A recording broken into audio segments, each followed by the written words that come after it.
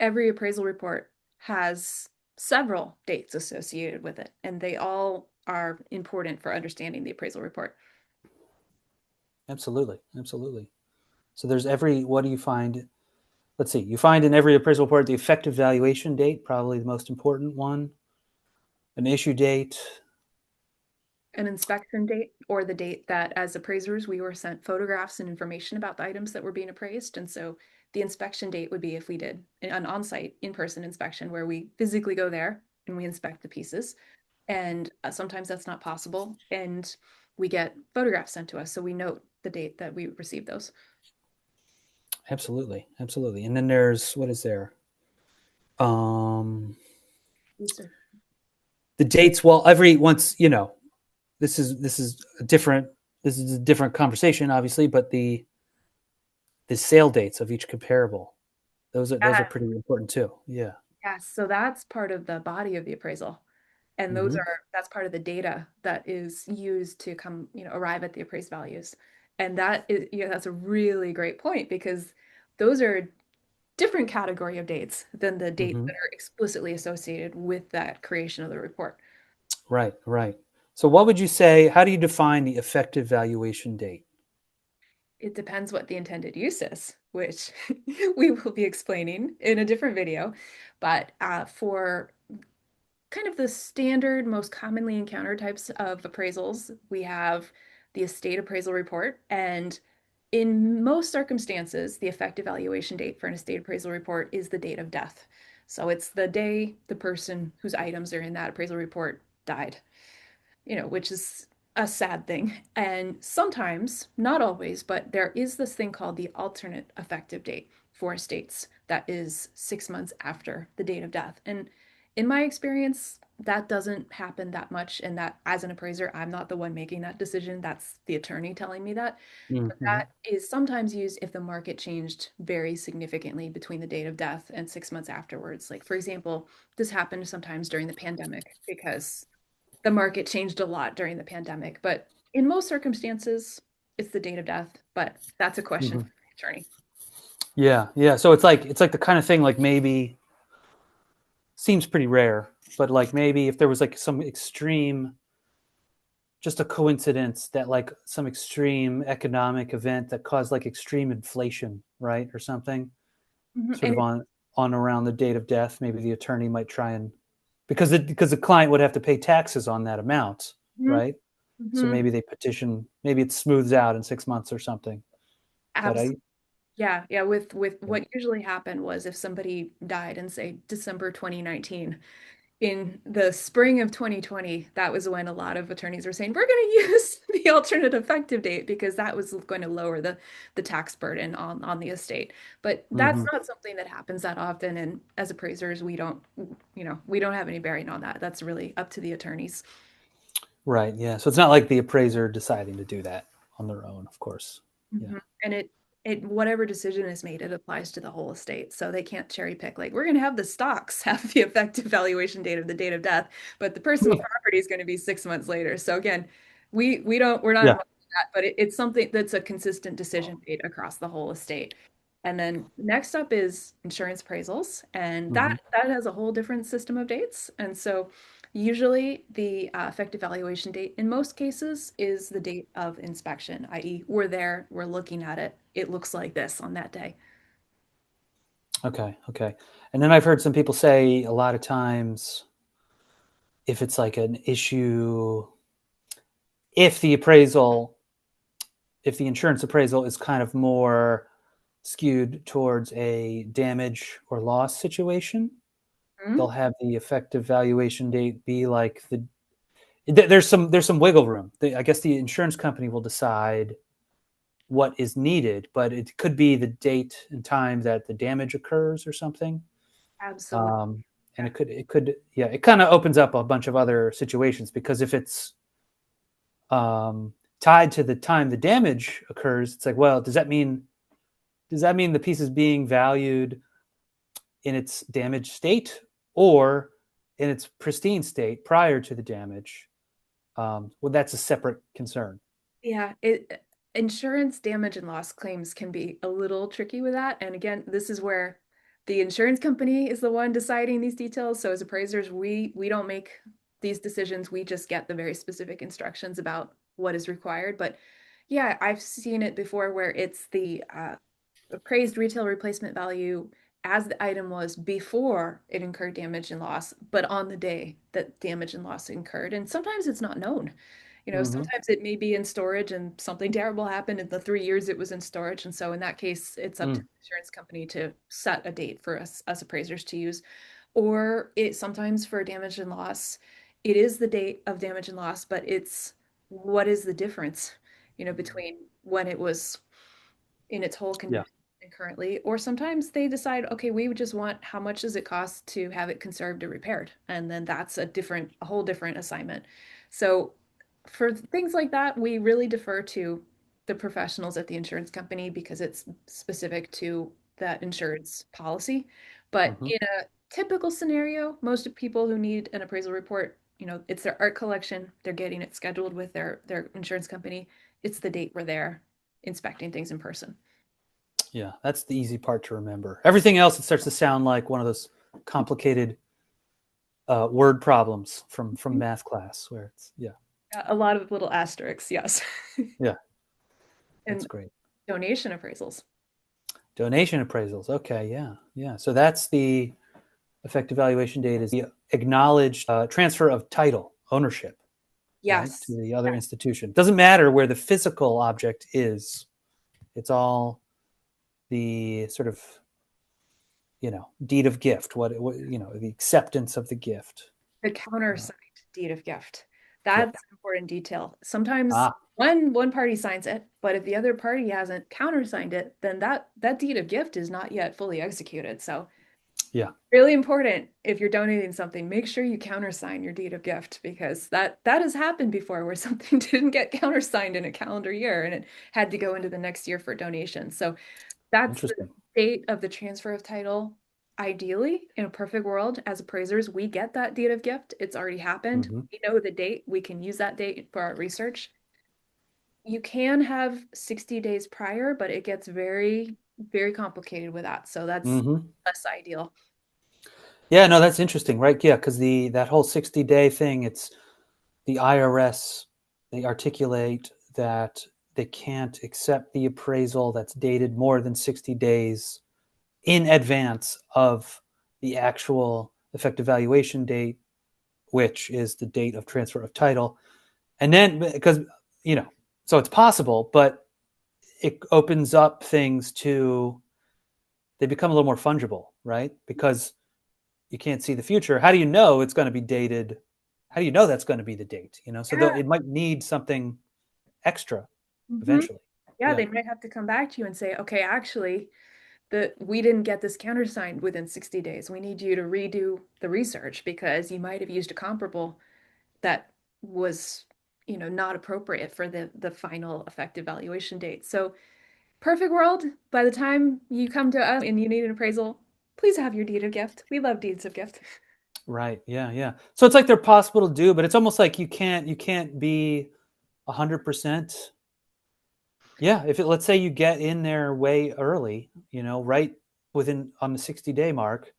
What if there's slam dunk sales of great new comparables in the meantime? I mean, Yeah. that's very possible, and that could really change your opinion, or make it easy for somebody to make it easier for somebody to like poke holes in the work that you did or something, and open it up for have the IRS maybe question it because there's different comparables that could have been very informative. And ultimately, you're just reliant on trusting that everyone's going to get everything handled in time, which Yeah, really stressful. So it's which better. one should never do in life for Yeah. anything. Yes. Anyway, yeah. Yeah. So for reducing collective stress, usually it works better. You go to the museum, the institution, whatever qualifying recipient it is, you find out, do they want this? They say, yes, we want this. You get everything handled with them. Then you reach out to us. Right. There you go. There you go. And the person only needs the appraisal. I mean, it's better to do it after the fact. I mean, I'm sure people will want to know, have an idea of what the tax implications will be. for themselves. Um, but that's really contingent on your valuation. But I mean, obviously, appraisers don't have any, they're not paying any attention to that. They're just doing their work. Um, and the truth is, the client doesn't need it until they file their taxes, whenever Exactly. that is. They don't need it the day after. There's no emergency, for these things. Shouldn't They need it when they file their taxes. They don't need it. They don't necessarily need it 60 days in advance. The really important date for them in terms of it happening is that it be done before December 31st of a calendar year. Right. Want it to Yeah. be in that tax year. Yeah. And that's, most, I am I something whenever I hear stuff like that too, like I'm thinking, I used to work in a museum. If somebody's making those arrangements like no one wants that stuff to happen so last minute, except the person who is the taxpayer. And if they're doing it that late, that's bad. That's a sign that your accountant is pretty, they slept on it or something. Um, that's I'm sure it happens all the time now, but I know people they'll make they'll make cash contributions last minute all the time, at the 11th hour. But hopefully for the physical property, it just, the process they would need, buy-in from the institution. They can't just, you know, call them up and drop off the artwork at their doorstep. The institution needs to really accept it first. Yeah, and I worked at a museum too, so I know just what you're talking about. And we get the flurry of calls that last week of December, and I know the museums Yeah. get too, but we have some really well-trained clients, and they reach out in the spring of the year to say, okay, here's what I'm thinking for this year. And Mm-hmm. I love that. That's wonderful. Please, everybody, please do that. That is wonderful. Yeah. Yeah. No, I had a couple years in a row, I had New Year's Eve duty at the museum I worked at to in case anyone called or donated online to just enter the gift real quickly. Ooh, Um, ooh, oh, man, that's rough. no But one ever did. No one ever did. I was there till way late for no reason. That's and it's great when things get donated to museums. We love that. That's great for cultural heritage. But yes, please start yeah, early. We'd love it even more if you started early. exactly. Yeah, exactly. That's interesting. Well, what other dates are that's like actually that's the lion's share of all the important information about Yeah. the sort of effective date. More research dates, and that Research dates, yeah. when we're doing the work. So it's the group of dates where we're doing our work, which contrary to popular opinion, it's not like on TV where we're just rattling off numbers without doing Mm, research. There's a lot of research that we do to write our appraisal reports. So there's that span of dates. And then there's the issue date, which is the date we finish all the research, we do the proofreading, which always takes forever, and then we hmm issue the report so that it becomes the final document and we send it to the client. Absolutely, yeah. It kind of brings to mind actually thinking about all the dates working together. Um, there's always like so I would see a number of situations where um, so obviously with the donation non-cash charitable contributions it's possible to issue the report before the effective valuation date. It's possible. Not, we just talked about it, we don't recommend it, but it's possible.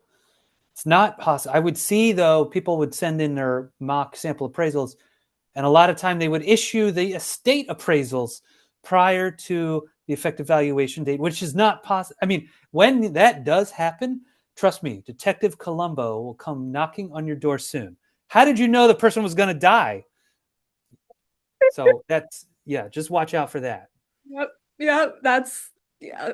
Advanced foreknowledge of a death is never gonna show well for you. Yep. Yeah, I'm almost positive I think that's a Columbo episode with like Ray Milland or something like that. That's got to be at least one of them. Yeah. So, Um, and then to return to the dates of comparables, that mm, this is probably gonna be a whole nother video in the future, but yeah.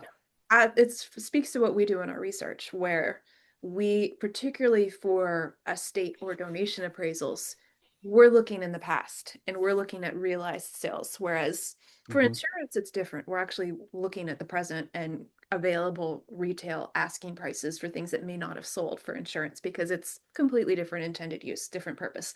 But hmm for things that are federal intended uses, we're looking in the past. And so dates are really important for the research we're doing with comparables. Hmm. Hmm. Well, this is interesting because I have heard people discuss explicitly in relation to estate. Um, well, I don't want to put my foot in the mouth because I don't know my understanding of the way the art. So the IRS has the art appraisal services, which kind of looks at incoming appraisals. I think above a certain amount. Then Monetary. they also have the put together a panel of independent um, sort of professionals, right? In the fine art world who aren't appraisers. Who aren't appraisers, but direct knowledge of the marketplace, gallerists or dealers or whoever, and they, um, as far as I know, when they look at things, they're looking at heavily redacted stuff, so they don't know if what they don't know what the intended use is. They're looking at, I think, comparables. I don't know exactly what they're looking at, but I think they're looking at certainly the values, but they don't know the use, and they certainly are looking. It's all fair market value. Um, so anyway, what I was trying, I've heard it said that when there's the way the IRS works, it might take we could submit the donation report now, right? So that would be attached to the client's 2025 income tax, and we'll get sort of processed for that. But if it's for millions of dollars, the art panel might not look at it for a couple of years, right? It might be a significant amount of time. My understanding, or somebody has told it, I could not tell you who. I don't know if it was one of the IRS people themselves. I've certainly heard, uh, Appraisers Association leadership repeat this, but they're also looking. They're looking on. They're not just looking at effective date and prior. They will also consider up to a year or two after for that. I don't know if they will like penalize an appraiser who doesn't have the ability to do that. I obviously they can't. But I think in terms of like what figuring out if they need to make an adjustment, Mm. I think they do that. I don't think they say I don't think they hold it against the appraiser, but I think they take that into account Well, sometimes. that's kind of like I've the heard reverse of the I've heard Colombo that. Yeah. situation. What's that? That's kind of like the reverse of the Colombo situation, not being able to intuit the future. Exactly. Yeah. Yeah. Oh my. So as you know, there are a lot of things as appraisers that we are constantly juggling and folding into our research. Yeah. Yeah. What a wild world. Yeah, for somebody who needs an appraisal, first thing, what do you need it for? Super helpful for us to know that. And then from that, that'll help dictate what are the dates that are associated with your appraisal. So those are the two first steps. Right. And that has the entire process, that's got to get figured out right away because it's got it implies something for all the remaining steps, Yeah. right? The research, the market level that you're looking at, all that. Yeah. Helps us better advise on what is the project scope of work, what's the project size, and is it a project that makes sense for somebody who thinks they need one. Yeah. Yeah, absolutely. I think that's about it.